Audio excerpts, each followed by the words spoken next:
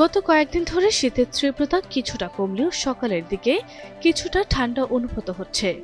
এরই মধ্যে দেশের ৩ বিভাগে বৃষ্টির পূর্বাভাস দিয়েছে আবহাওয়া অধিদপ্তর। শনিবার ২১ ফেব্রুয়ারি সন্ধ্যা ৬টা থেকে পরবর্তী ১২০ ঘন্টা বা ৫ দিনের আবহাওয়ার পূর্বাভাসে এ তথ্য জানানো হয়েছে।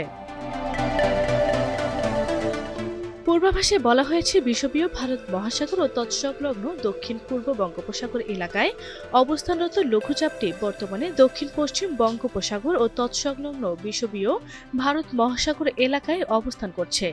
এটি পশ্চিম উত্তর পশ্চিম দিকে অগ্রসর ও ঘনীভূত হতে পারে। উপমহাদেশীয় উচ্চচাপ বলয়ের বর্ধিতাংশ বিহার ও তৎসংলগ্ন এলাকায় অবস্থান করছে।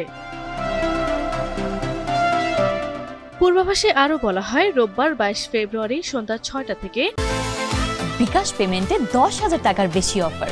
শপিং চলছে তো।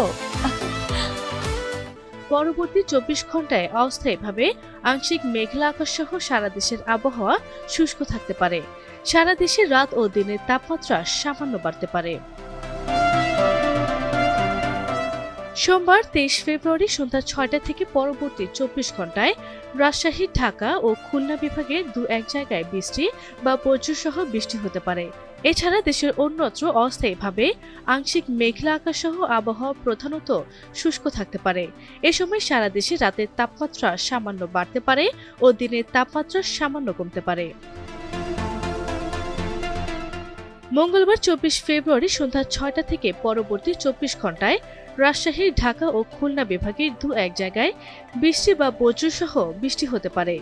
এছাড়া দেশের অন্যত্র অস্থায়ীভাবে আংশিক মেঘলা আকাশ সহ আবহাওয়া প্রধানত শুষ্ক থাকতে পারে। এ সময় সারা দেশে রাতের তাপমাত্রা সামান্য কমতে পারে এবং দিনের তাপমাত্রা প্রায় অপরিবর্তিত থাকতে পারে। বুধবার ২৫ ফেব্রুয়ারি সন্ধ্যা ৬টা থেকে পরবর্তী ২৪ ঘন্টায় অস্থায়ীভাবে আংশিক মেঘলা আকাশ সহ বিকাশ পেমেন্টে ১০,০০০ টাকার বেশি অফার। শপিং চলছে তো। সারা দেশের রাত ও দিনের তাপমাত্রা প্রায় অপরিবর্তিত থাকতে পারে। বর্ধিত ৫ দিনের আবহাওয়ার পূর্বাভাসে বলা হয়েছে, এ সময় রাতের তাপমাত্রা কমতে পারে। আরভি ইসলাম হিমু, এনটিভি অনলাইন।